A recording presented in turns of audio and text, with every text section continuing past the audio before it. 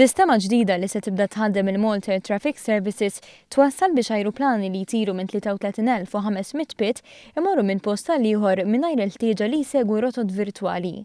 Dan il-proġett ġdid kien spjegat lill-Ministru għat-Turiżmu Edward Zamit Lewis waqt iż-żjara fil-bini tal-Met. Il-Kap Eżekuttiv tal-Malta Air Traffic Services Kenneth Kirkhope spjega kif dan il-proġett imsejjaħ Free Route Airspace sar b'kollaborazzjoni mal-ENAV, kumpanija tal-ajru Taljana. Li ħajġri huwa li r-rotta ħatkun ħafna iktar sempliċi issa. Litteralment nistgħu ngħidu linja dritta minn punt għal ieħor.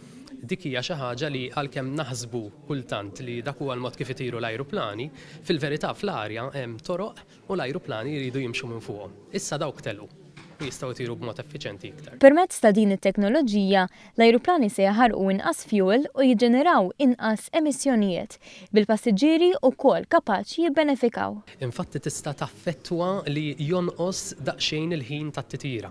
Imma aktar minn hekk apparti li jonqos il-ħin tat-titjira, jista' jkun ukoll li l-operatur jista' jnaqqas il-kost mela allura jista' jirrifletti f'ticket li huwa irħas. Dan huwa wieħed minn sensiela ta' proġetti tal-Malta Air Traffic Services li ilha tmexxi traffiku tal-ajru ta' Malta sa mill-1979. Fl-aħħar snin il-kumpanija sabet problemi finanzjarji u fl-2012 il-kumpanija kienet tiswa ma' €2 miljun.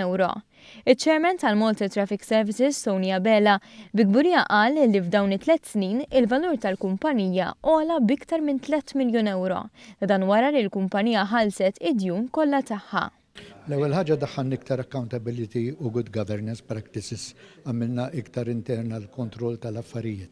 Bekk kif kulħadd jaf l-abuż li kienu jsiru fl-antik daw inqataw kollha, investejna u ħdimna iktar biex inġibu iktar xogħol. Il-Ministru għat-Turiżmu Edward Zamit Lewis faħħar ix-xogħol li qed isir u tkellem dwar kif il-kumpanija hija eżempju ieħor ta' kif taħdin l-amministrazzjoni inbidlu l-affarijiet.